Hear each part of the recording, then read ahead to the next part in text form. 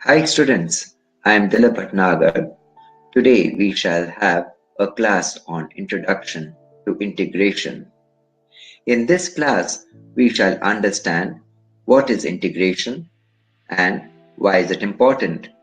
We shall take some practical examples to understand how can integrals be used.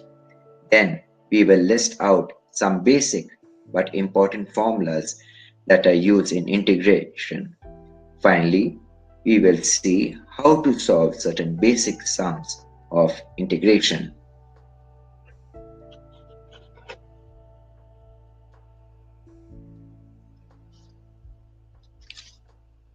What is integration in maths and why is it important? Suppose I draw a rectangle of height 2 meters and width 4 meters and ask the child what is the area of this rectangle. The child will say 2 into 4, this is 8 meters square.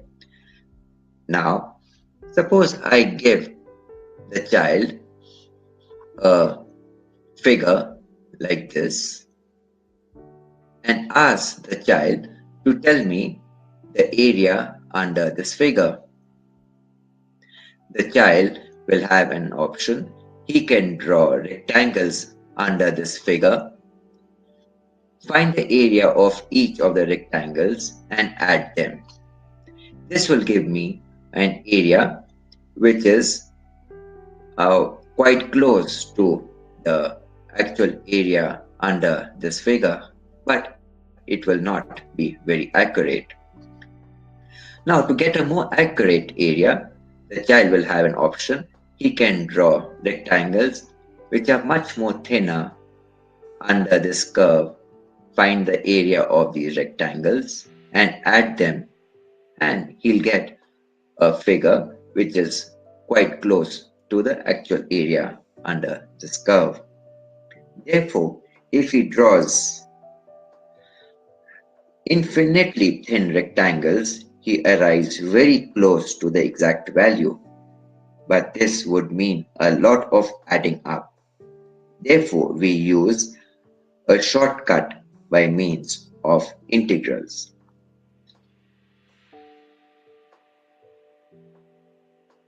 To give some practical examples, if I have a function that tells me the height of a bridge as a function of the position, let me just draw this.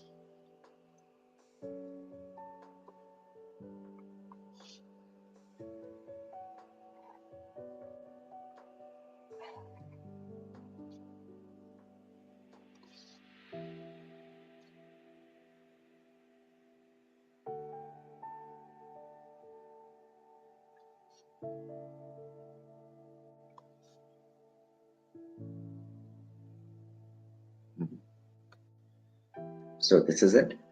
This is a curve that tells me the height of the bridge as a function of the position. So this is the height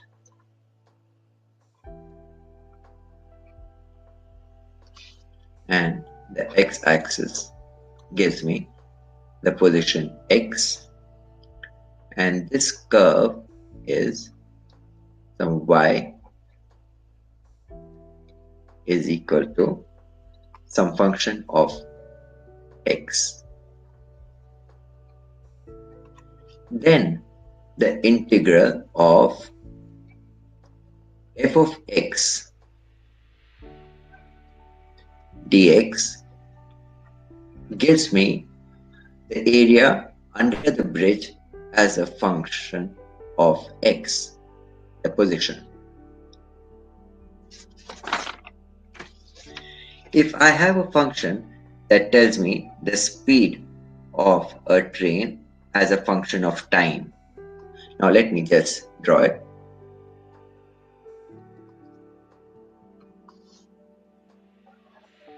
The y-axis, this is the x-axis, okay, and this curve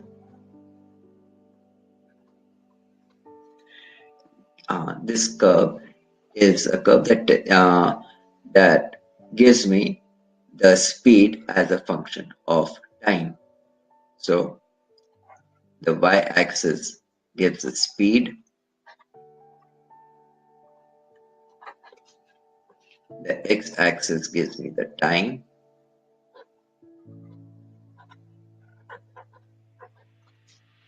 and this curve, if some y is equal to some function of time t. This gives me the speed as a function of time. Then integration of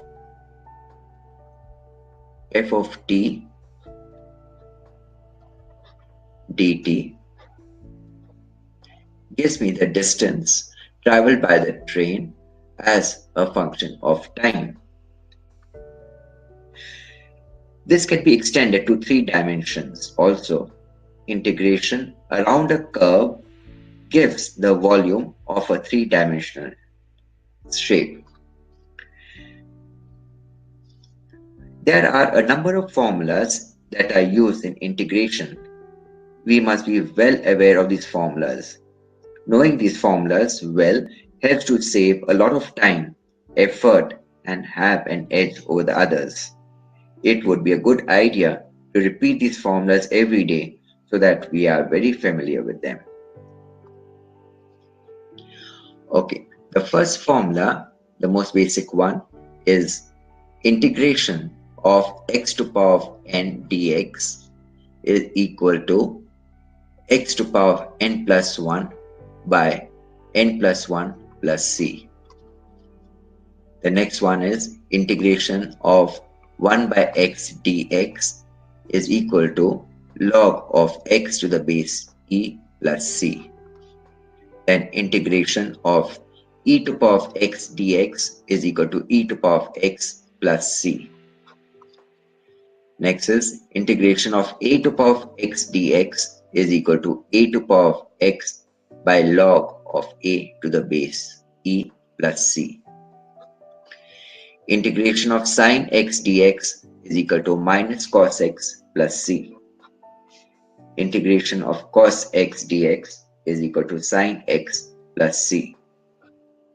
Integration of secant square x dx is equal to tan x plus c. Next, integration of cosecant square x dx is equal to minus cot x plus c. Next, we have integration of secant x tan x dx is equal to secant x plus c.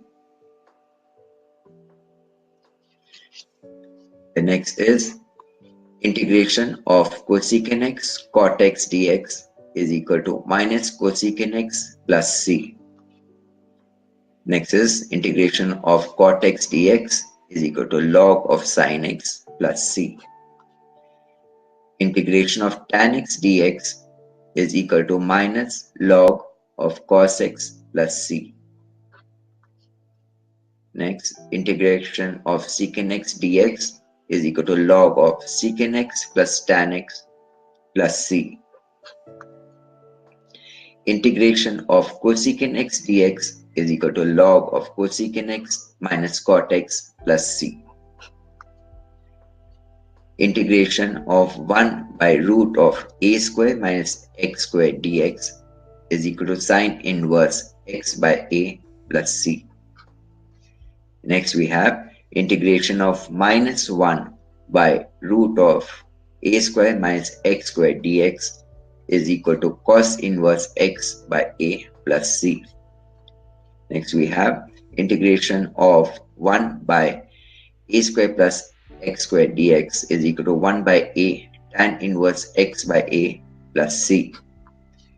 Integration of minus 1 by a square plus x square dx is equal to 1 by a cot inverse x by a plus c. Then we have integration of 1 by x root of x square minus a square dx is equal to 1 by a secant inverse x by a plus c. And finally, integration of minus 1 by x root of x square minus a square dx is equal to 1 by a cosecant inverse x by a plus c.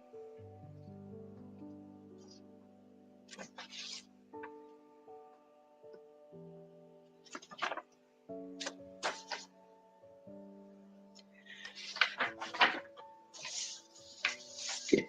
Now we shall do some basic sums of integration, and this will help us to understand the process. Okay, the first one is integral of 3x square plus 4x cube dx. Now, here I'll first separate them. So I will get integration of 3x square dx plus integration of 4x cube dx. Now I can take out the constants out of the integral sign. So I'll get 3 integral x square dx, and here also I'll take out the constant 4 out of the integral sign. So I'll get 4 integral x cube dx. This will be equal to 3. Now integral of x square is x to power of 2 plus 1 by 2 plus 1 plus a constant c1, and here I'll get 4, and integration of x cube is x to power of 3 plus 1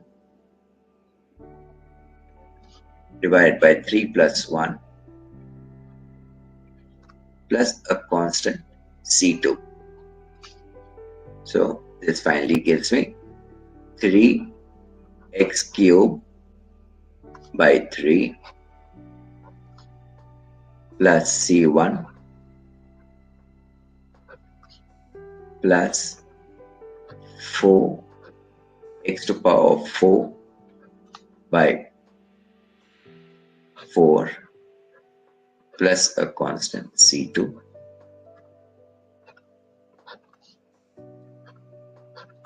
So finally I'll get x cube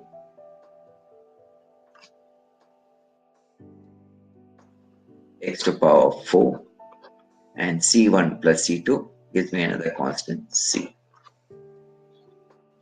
Now the next sum is integral of 2x square minus 3 sine x plus 5 root x over dx. Okay, so the same thing, I'll first separate them out. So this will give me integration of 2x square dx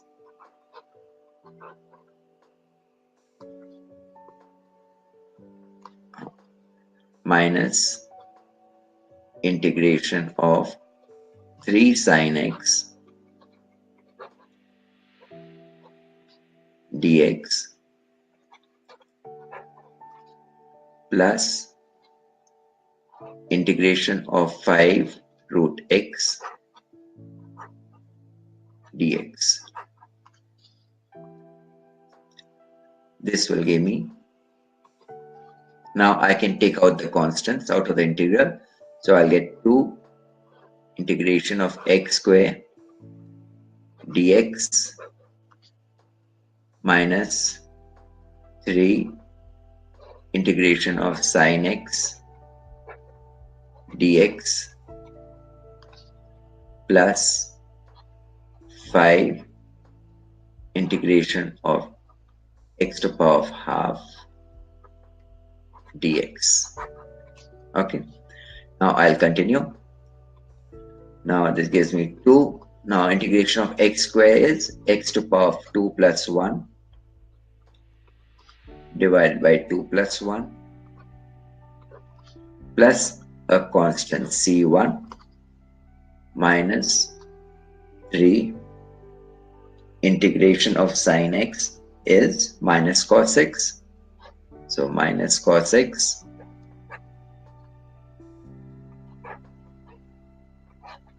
plus a constant C2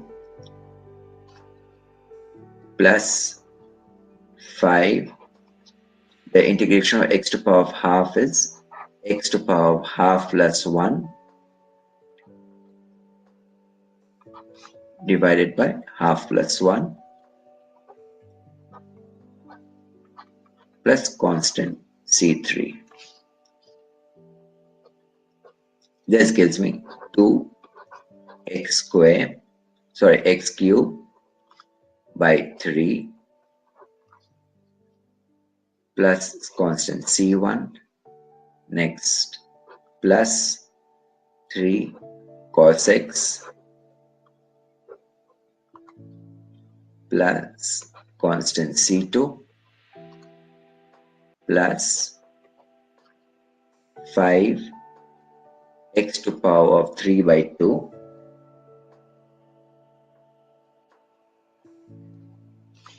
divided by 3 by 2 plus this constant C3. Now all these constants C1, C2, C3, it becomes, they are added up to make another constant C. So I can write as 2 by 3 x cube plus 3 cos x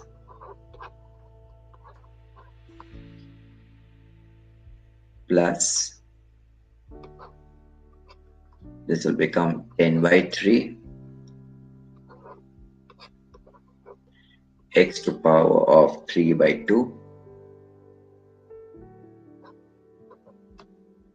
plus a constant C.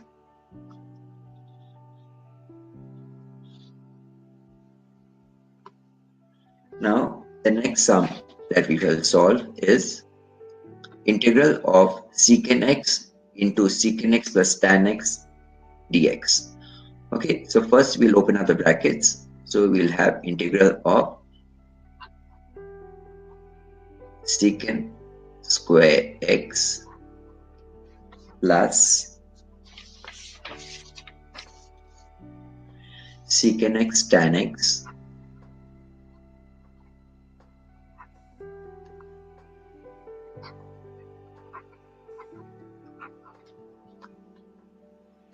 the whole thing in bracket dx. Okay, now I can separate them. So this will give me integral of secant square x dx plus integral of secant x tan x dx. Okay, now this will give me, now the integration of secant square x is tan x. So this will give me tan x plus a constant C1 plus, now we know the integration of secant x tan x dx is secant x plus C2. So we will write secant x plus C2. And finally C1 plus C2 gives another constant C. So we'll have tan x plus secant x plus a constant C. Okay, now let's go to the next sum. Integration of 2 minus 3 sin x divided by cos square x. So first let us simplify this. So this will give me integration of 2 by cos square x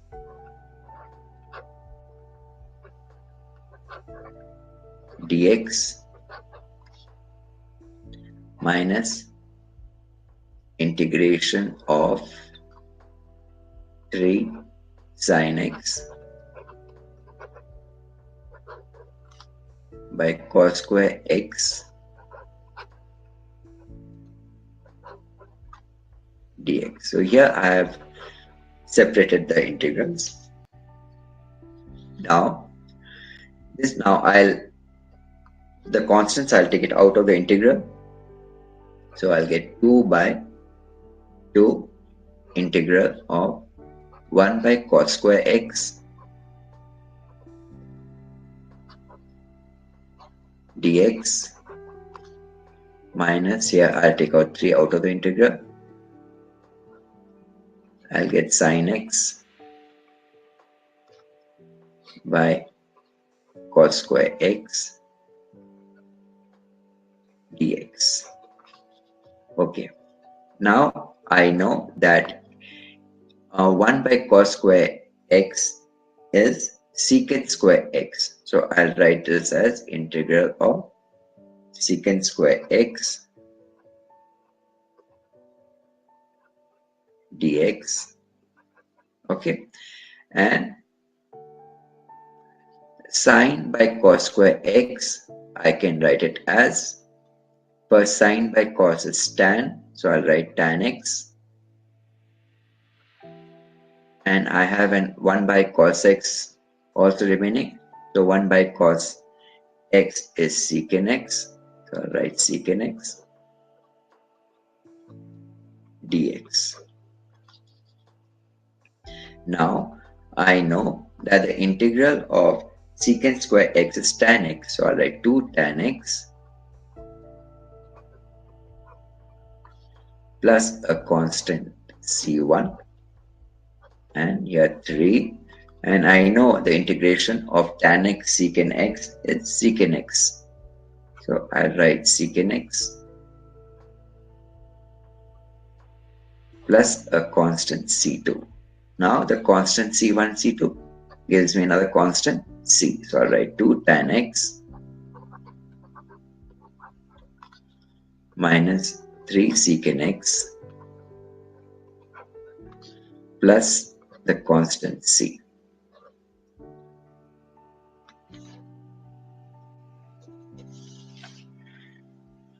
I hope, children, you have found this class useful.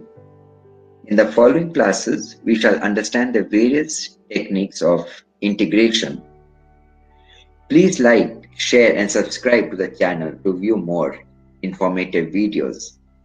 You can press the bell icon to receive notification whenever I post a new video. You can put your questions in the comment section below or email me at dlpbhatnagar@yahoo.co.in. Thank you, children.